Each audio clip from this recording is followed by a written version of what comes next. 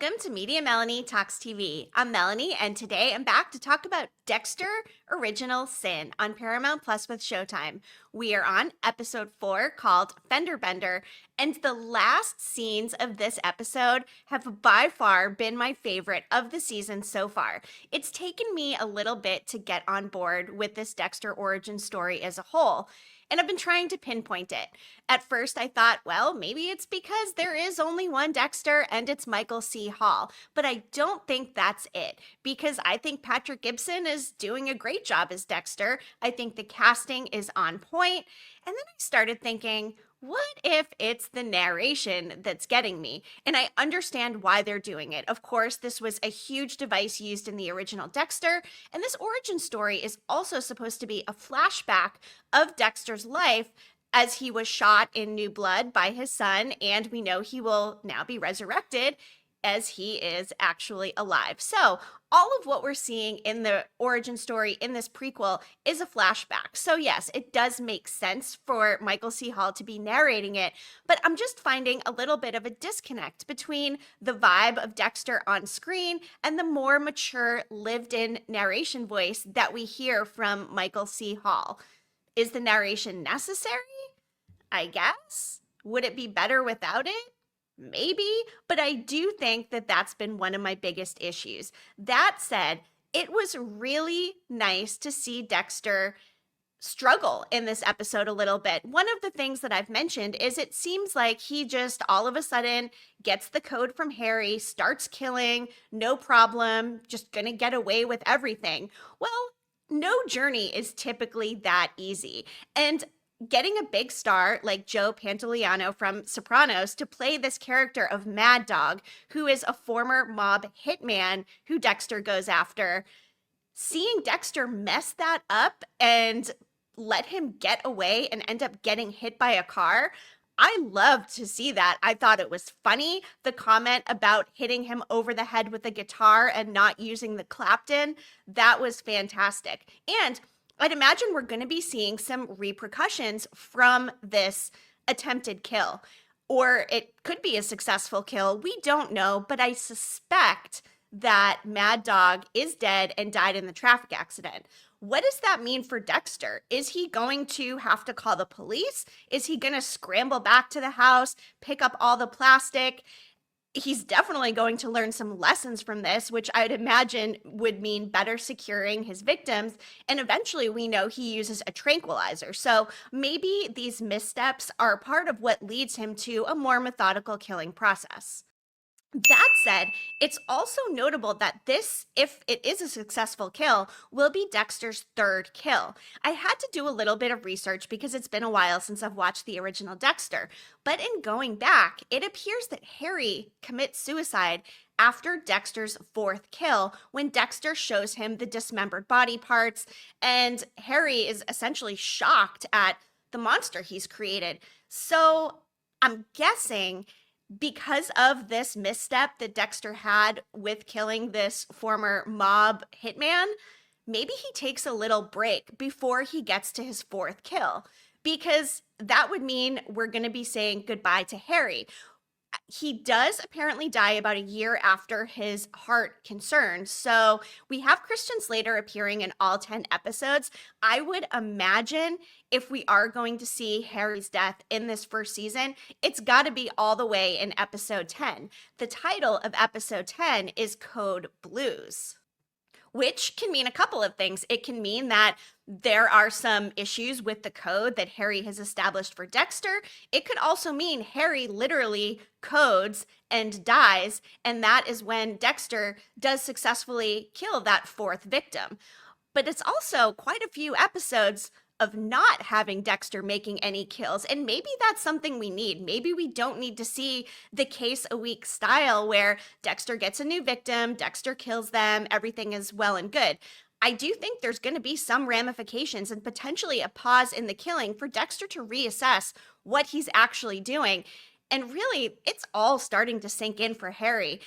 I thought it would be nice for Harry to see Dexter having this kind of PTSD or moment where he's struggling with the death of the judge's child. I mean, nobody wants to see a dead child hanging from a freeway. I mean, between that and the finger, I would imagine that hit Dexter pretty hard, especially if he is reliving some of this inner trauma from how we know his mom was killed and the situation that he was left in.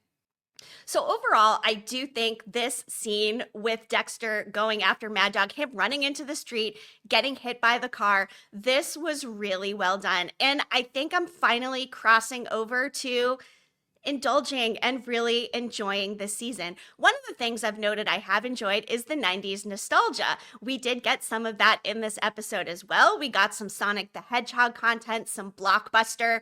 The episode opened with Everybody Dance Now and some rollerbladers on a boardwalk wearing the most 90s rollerblading outfits I've ever seen, and I'm so here for that. I've also come to believe that Deb's main role in this show is a vehicle for the 90s nostalgia. I mean, let's face it, we get the 90s vibe overall in this Dexter Original Sin, but Deb is really bringing it. I was a teenager in the 90s. There is a whole vibe of that era. There was no decade like the 90s, and being a teenager during that time was incredible. It was one of the best decades of my life. So watching Molly Brown, first of all, play Deb to an absolute T, but also be the person that's establishing the timeline where this setting is in the 90s. I appreciate that for Deb. But I'm hoping that her now buying this Coke in front of Blockbuster, going to a club with her friend, after she's just been feeling left out, she's continuing to blow off some steam and be, a difficult teenager. She lost her mom. All of that stuff is happening. But she finally meets this guy, Gio, who very clearly is a bad boy. They're very much setting up for his dad to be some sort of big bad in all of this. And I'm wondering, does that mean that eventually Dexter might have to kill Gio's dad in order to protect Deb somehow? Maybe that could come into play. Or is Gio's dad maybe somehow connected to these cases that the Miami PD is investigating? I'm not sure yet. The pieces haven't come together. But one thing I know for sure is this guy Gio is bad news, and Deb's going to get caught up in some kind of trouble. Okay, back to the judge's kid for a second. Did anybody else notice Sarah Michelle Gellar's character Tanya saying, "Get a body bag, kid size"? The way she said it made me feel like she was ordering a drink at McDonald's or something. Don't give me the super size, give me the child size. It was cold, it felt calculated, and there's been a lot of speculation that Sarah Michelle Gellar's character Tanya is in fact a villain. Her role this season is as a special guest star, and typically and historically with Dexter, special guest stars end up being a serial killer of some kind. We've seen it throughout the original Dexter. Could she be some kind of a big bad in this? I haven't seen it yet, but to get such a big name in this show, along with Christian Slater, I've got to think that there is more to her character. And maybe she's not some big bad villain killer, but maybe she's got some kind of a dark passenger as well. Maybe Dexter finds out and gets rid of her. We know she's not a character in the original Dexter series, so what's up with Tanya? She's clearly not just here to come in and make melon jokes, right? So let's get to it. Let's see. If I'm thinking of a big bad, though, I would prefer it to be Patrick Dempsey because I absolutely detest his character. That said, he is very unlikable, but I also just don't see him being a villain or a bad guy. Instead, now that we've met his son and determined that he has some family struggles, I'm wondering if his son could be the next victim in whatever this killer has in store. The same killer who now has killed the judge's child. What if they are going after men in power in Miami? And he's got a son too. Maybe because we saw Dexter talking to him, bonding over Sonic the Hedgehog, which, by the way, I did play back in the 90s, and I just love that nostalgia. Perhaps Dexter is going to end up saving Patrick Dempsey's character's child. I don't know, but I do not like the character. I've got to imagine there is a bigger purpose for him, and it would make sense that his son being involved could come into play, because otherwise, why are they going to introduce that? Do we really care that this character has struggles at home? I don't really care at all. So I do think it's intentional. They're introducing his child for a reason. Dexter also manages to make a new colleague friend in this episode. Clark talks to him about the first time he saw a dead kid. It turned out to be his brother, but he makes a comment that talking can help. I wonder if Dexter is going to end up trusting, talking to, and opening up to Clark about some of the things that he's dealing with, which, first of all, would be very against the code Harry established. I'm pretty sure the first rule of the code must be don't talk about the code, right? I mean, if we're going the Fight Club route, we don't talk about the code.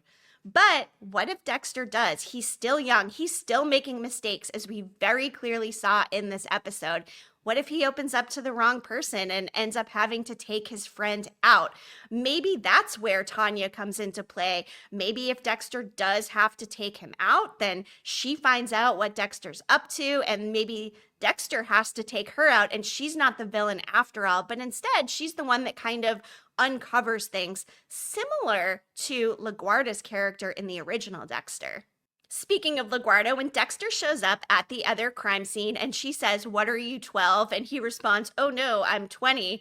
Doesn't matter how old he is, he's still very much a rookie. And the fact they are putting him on this case when he's still an intern and not even a proper blood spatter analyst, I don't know. I cannot see the police force letting that happen, especially given that they are under such a microscope right now with all of the scandal and the poor performance of the department as a whole. So putting him in there, not very bright. But Dexter does come to figure out, okay, this person was killed standing up. He then goes to demonstrate with the melons, of course. Masuka ends up making that Tanya's melons comment situation. But he's able to deduce that this was an intimate kill.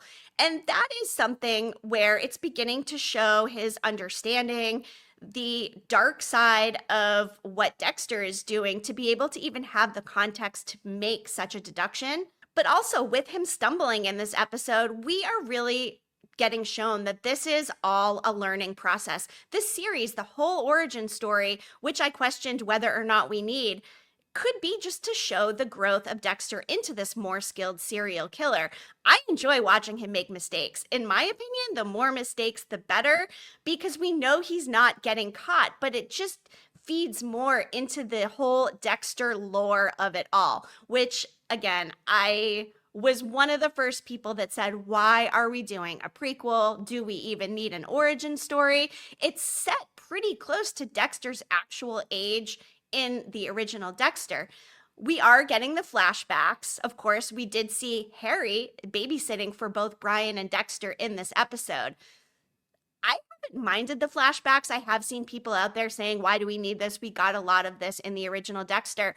But I was here for the lizard tail of it all. We know that Dexter's brother Brian obviously turns into a very bad person and a serial killer, but seeing him taking the tails off of those lizards, there were so many lizard tails.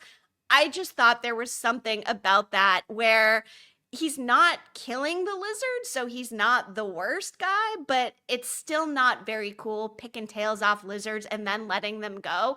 Dexter, of course, did end up having a dead lizard and showed some compassion and regret and sadness about that. So I do think all of this lends itself to the fact that Harry ends up adopting Dexter and not Brian because of these early signs where Brian is maybe too old and already been labeled as a terror by his neighbors. So I can see why Harry would only go for Dexter.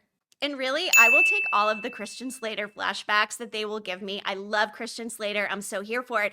And again, I've got to imagine that by the end of this season of Dexter Original Sin, he's no longer going to be with us. So we should all be enjoying as much Harry content as we can while we still have it. Assuming we get a second season of Dexter Original Sin, how is that going to play without Harry in Dexter's life. I think that could be a really interesting exploration of how Dexter further continues to develop and perfect his code and his killing methods to where we end up in the present day and it's a seamless story from start to finish. And then we're going to get Dexter Resurrection coming in the summer of 2025, which I am so excited for. And yes, we do have to suspend our disbelief because it did seem like Dexter was dead. But if he was, then we wouldn't be getting Original Sin and we wouldn't be getting Resurrection. So, how do you rank the Dexter series as a whole? I asked this question before. I'm checking in again. I'm taking your temperature. Are we seeing Original Sin rising up the ranks, potentially above New Blood? I think for me, after this episode, seeing the way in which it ended with Dexter really struggling and making mistakes and growing, I think that's what it is all about. So, I don't know, guys. I think I'm finally crossing over into the realm of okay, I'm cool with this origin story. I like the prequel, and I really cannot wait to see what they do next. And just one really quick note. Who puts peanut butter in the fridge? It was either Skippy or Jif, and I'm sorry, but that is not a refrigeratable peanut butter. And there is no way Harry took that peanut butter out of the refrigerator and seamlessly spread it into a peanut butter and jelly sandwich. Nope, not buying that whatsoever. So the next episode coming up is F is for Fuck Up, which is coming on January 7th. I imagine that will explore the ramifications of this potentially botched killing or near killing. We'll find out, is Mad Dog alive? Is Mad Dog dead? What is that going to mean for Dexter? Is he going to have to pause all of this killing? And if he does, what is that going to mean for his state of mind? Is he going to be able to just build back up? And if in fact Mad Dog is dead and he's the third kill, we can surmise after the fourth kill is when Harry himself is going to die, as I mentioned. So when will that come? Or are they going to change that somehow? I hope not. I think they need to stay true to what they gave us in the original Dexter. And if that's the case, now we've got, another 6 episodes to get there and to lead to Harry's death. After episode 5, F is for Fuck Up, we have The Joy of Killing on January 10th. So I would imagine perhaps he does get back to killing then, but it does still seem too soon if we are going with the original story from Dexter and the timing of Harry's death. Episode 7 will air on January 24th, so there is actually a break in episodes for a week, and that one is called The Big Bad Body Problem. After that, January 31st, episode 8, Business and Pleasure. February 7th, Blood Drive, episode 9, and the finale, Code Blues, will be airing on Valentine's Day, February 14th. So we've still got quite a bit left in this season to explore. My biggest question is, how is this timing going to work out with Dexter's number 4 kill and Harry's death? What is going to be the fallout from this mistake that Dexter made with Mad Dog? And you know what? Should Dexter be lowering his stakes and targets maybe just a little bit? Seems like he went for it a little bit too much, going after a former mob hitman when maybe he should keep his targets, I don't know, a little bit less experienced so he doesn't run into issues like this again. Drop a comment, let me know what you thought about this episode, and be sure you hit that subscribe button so you don't miss any of my coverage. I'm going to be dropping a video on Squid Game Season 2, Earth Abides Season 1. I will be covering Severance Season 2 in January, and The White Lotus is also coming back in February. So lots of fun TV talk content right here. And you know what? If there are any shows that you would be interested in having me cover or topics that you might want to explore in the TV talk realm, let me know. I am always open to ideas. So thank you so much for tuning in. I appreciate it. And I'll be back next week with more Dexter Original Sin coverage. Media Melanie, clicking off.